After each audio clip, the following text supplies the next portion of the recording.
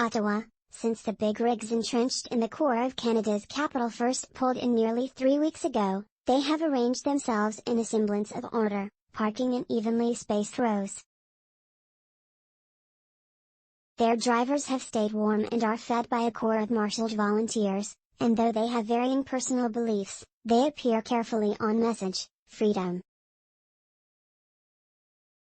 has been the repeated refrain for the past 19 days. It is no accident, high above the clot of trucks on Ottawa's Parliament Hill, in hotel rooms just out of the fray, are the war rooms behind the operation. From them, a team of self-appointed leaders, some with military and right-wing organizing backgrounds, have orchestrated a disciplined and highly coordinated occupation. They have spent the weeks huddling in conference rooms and streaming their own news conferences on social media platforms from hotel lobbies. It is a crew that includes former law enforcement officers, military veterans and conservative organizers, a sometimes fractious collaboration that has nonetheless helped to coalesce a demonstration against vaccine mandates into a force that has destabilized the city and sent shockwaves throughout.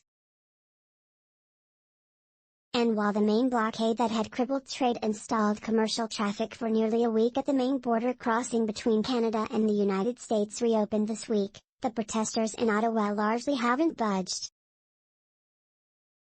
Canadian officials, who do not have authority to tell the police how to operate, have become increasingly frustrated with the occupation and see the coordination not as a polished demonstration, but a dangerous threat.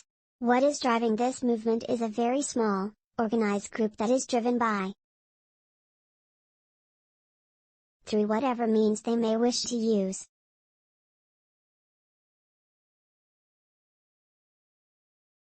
The protesters' efforts seem to be rewarded on Tuesday by the resignation of Ottawa's police chief, who had faced mounting criticism for the tepid response to the demonstrations in the capital since the start of the occupation.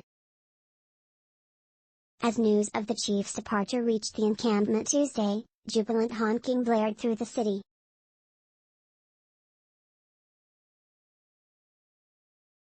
Peter Slowly, the police chief, resigned the day after Mr. Trudeau took the rare step of declaring a national public order emergency that extended more robust policing measures across the country. His invocation of the Emergencies Act also took aim at both protester fundraising, which has been deemed a criminal activity, and the demonstrators' personal and business bank accounts.